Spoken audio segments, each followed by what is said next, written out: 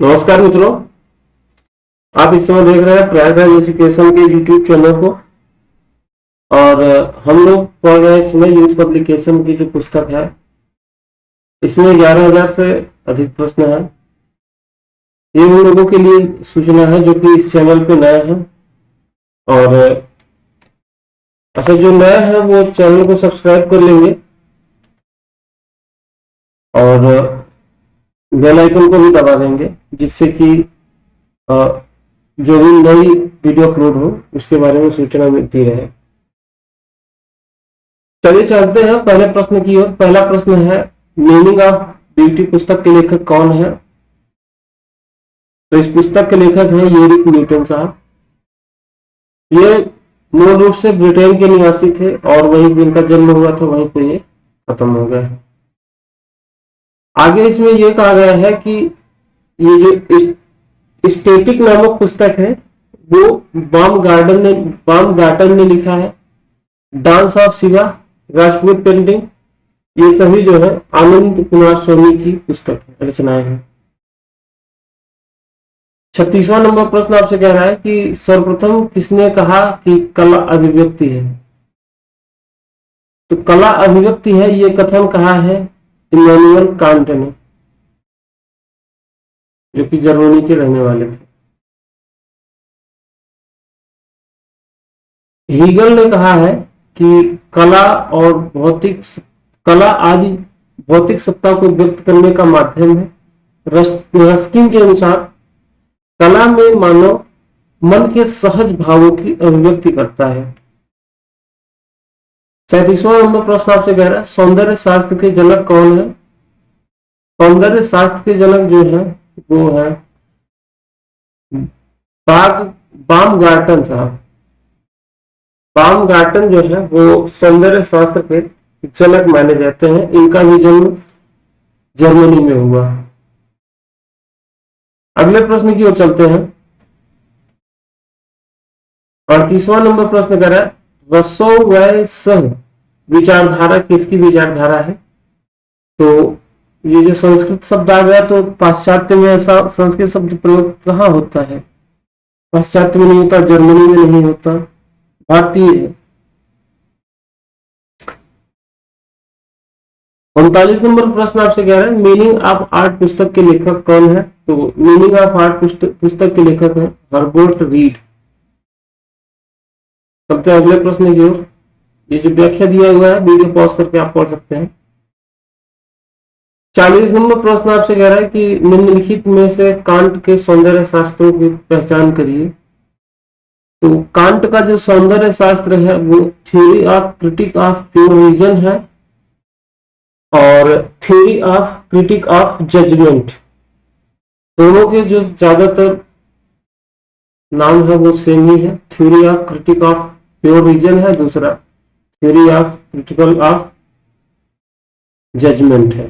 ये देखिए यहां से यहां तक लगभग सेम है, तो ऑप्शन नंबर सी सही हो जाएगा।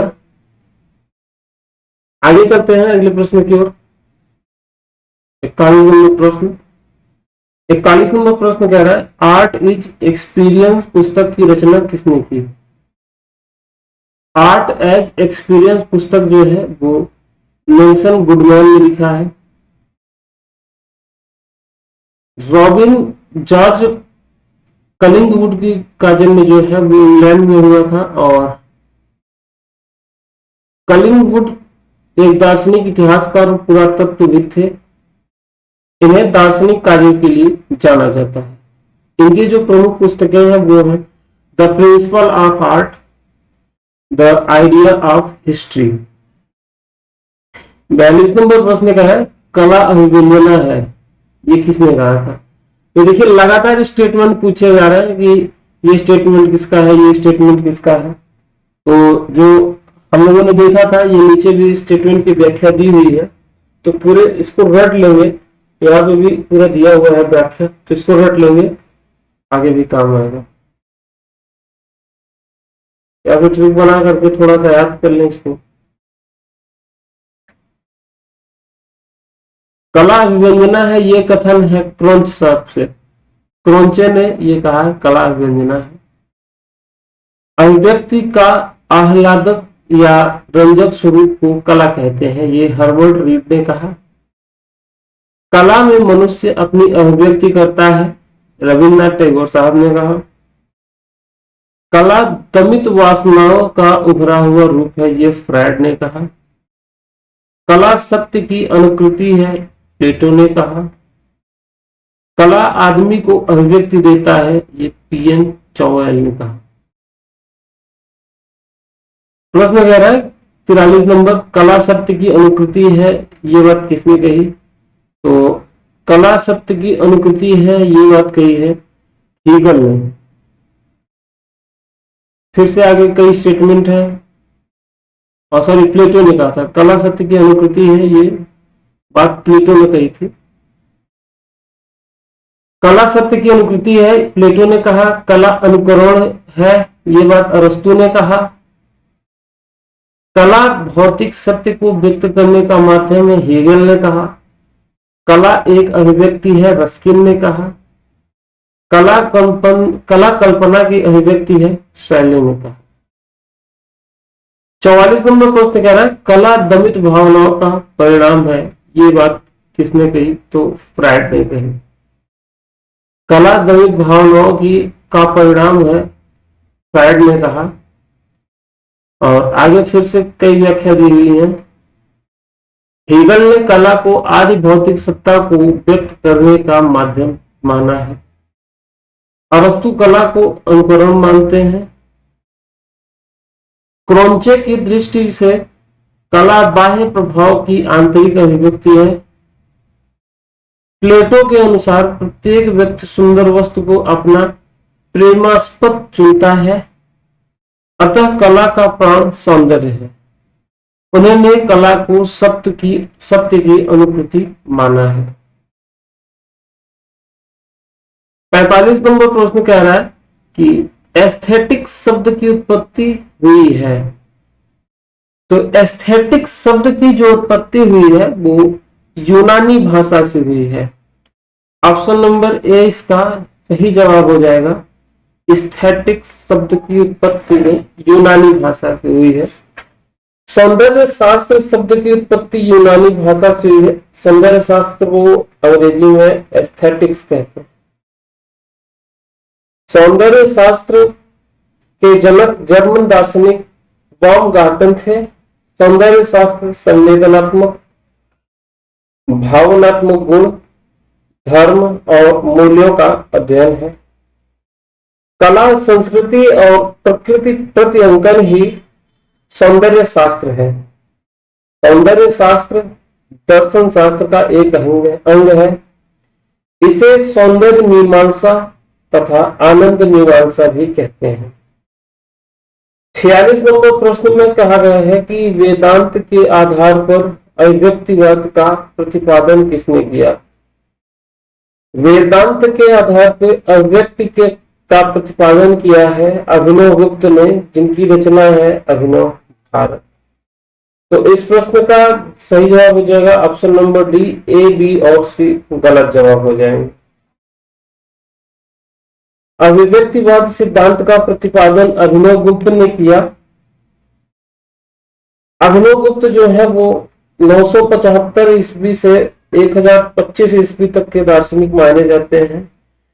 ये रहस्यवादी एवं साहित्य शास्त्र के मूर्धन्य आचार्य थे।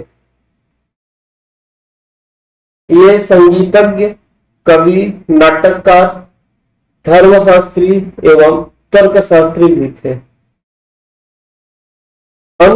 अनुमितिवाद सिद्धांत संकुल का है तथा भुक्तिवाद का सिद्धांत भट्टनायक ने प्रतिपादित किया।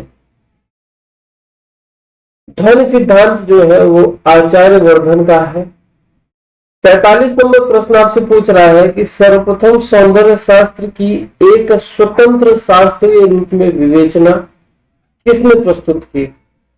तो सबसे पहले सौंदर्य शास्त्र की एक स्वतंत्र शास्त्र के रूप में विवेचना जो है वो किया था बाumgarten ने तो सौंदर्य शास्त्र का नाम जहां भी आ जाए बाउमगार्टन ज्यादातर जगहों पे सही हो जाएंगे। बाउमगार्टन का नाम हम लोग अपने जहन में गांठ बांध के रख लेंगे। प्लेटो के गुरु, अभी हमने बताया था कि गुरु के बारे में पूछा जा रहा है, तो प्लेटो के गुरु कौन है? तो प्लेटो के गुरु कौन है? सुकरात। और प्लेटो किसके गुरु हैं? ये अरस्तु के गुरु हैं। तो सुकरात, प्लेटो और अरस्तु, ये जो क्रम है इस क्रम को याद कर लेते हैं। तो सुकरात, प्लेटो और अरस्तु। एक मिनट इसको रफ कर दो, उसके बाद आगे चलते हैं। 49 नंबर प्रश्न पूछ रहा है कि कला अनुकरण है, कला अनुकरण है, ये बात किसने कही है? तो ये बात कही है प्लेटो ने। और प्लेटो के गुरु कौन है? सुकरात। अच्छा, बड़ी बात ये है कि प्लेटो, सुकरात, अरस्तु, ये सभी लोग जो है ये जर्मनी, यूनान के निवासी है। तो ऑप्शन नंबर ए इसका सही जवाब हो जाएगा, प्लेटो। कला अनुकरण है ये बात कहा था प्लेटो ने। ग्रीक दार्शनिक प्लेटो, ग्रीक दार्शनिक व विचारक प्लेटो ने अपनी पुस्तक रिपब्लिक में काव्य को मूल प्रत्यय के अनुकरण कहा है। जैसे बढ़ई महान शिल्पी ईश्वर के द्वारा निर्मित मूल बिंब का अनुकरण करके पलंग बनाता है, चित्रकार इस पलंग का अनुकरण कर चित्र बनाता है, साहित्यकार भी उसी बढ़ई द्वारा बनाए गए अनुकरण को अपनी रचनाओं का विषय बनाता है। इसी तरह कला और साहित्य सत्य से तिहरी दूरी पर होते हैं। अनुकरण का सिद्धांत जो है अरस्तु का है, जबकि आयोग ने प्लेटो को माना है। आयोग ने प्लेटो को माना है, लोक सेवा आयोग में। और ये क्या नाम है कि चयन बोर्ड ने, जबकि सत्यता यह है कि अनुकरण का सिद्धांत अरस्तु ने माना। 50 नंबर प्रश्न आपसे पूछ रहा है कि कला भौतिक सत्ता को व्यक्त करने का माध्यम है, ये बात किसने कही? कला भौतिक सत्ता को व्यक्त करने का साधन है, ये बात कही हीगल ने। हीगल के अनुसार ये जो 5 कलाएं हैं, 5 कलाओं में इन्होंने काव्य को सबसे उच्च कला माना है और वास्तुकला को सबसे निम्न कला माना है। 5 प्रकार की कलाएं हीगल ने मानी है। साहित्य हो गया, चित्रकला, मूर्तिकला, संगीत, वास्तुकला। तो वास्तुकला को उन्होंने सबसे बाद में रखा है, काव्य को सबसे पहले रखा है। फिर से कई स्टेटमेंट है, कला भावों की क्रिया रेखा, रंग, ध्वनि या शब्द द्वारा इस प्रकार अभिव्यक्त करता है जिसे देखने व सुनने वाले के मन में वही भाव जगे। ये बात कहा है टॉल्स्टॉय ने। कला भौतिक सत्ता को व्यक्त करने का माध्यम है, ये बात कहा हेगेल ने। कला प्रकृति का अनुकरण है, ये बात कहा अरस्तु ने। कला में मनुष्य अपनी अभिव्यक्ति करता है, ये बात कहा रविन्द्रनाथ टैगोर ने, आर्यन टैगोर ने। 51 नंबर प्रश्न पूछ रहा है कि आचार्य वामन का प्रसिद्ध ग्रंथ क्या है? तो आचार्य वामन का प्रसिद्ध ग्रंथ जो है वो काव्यालंकार सूत्र वृत्ति है। ऑप्शन नंबर डी इसका सही जवाब हो जाएगा। 52 नंबर प्रश्न कह रहा है हेगल के दर्शन से किस बात का जन्म हुआ? तो हेगल के दर्शन से मार्क्सवाद का जन्म हुआ। 53 नंबर प्रश्न पूछ रहा है कि निम्न में से 53 नंबर प्रश्न पूछा गया, निम्न में से संत अगस्त्यन का काल कौन सा है? तो संत अगस्टन का काल जो है वो 354 ईस्वी से लेकर के 430 ईस्वी तक माना गया है। ऑप्शन नंबर 20 का सही जवाब हो जाएगा 354 ईस्वी से 430 ईस्वी तक। अगला प्रश्न पूछ रहा है 54 नंबर, किसके अनुसार रंगमंचीय कलाएं कामुकतापूर्ण है? रंगमंची कला को कामुकतापूर्ण किसने कहा?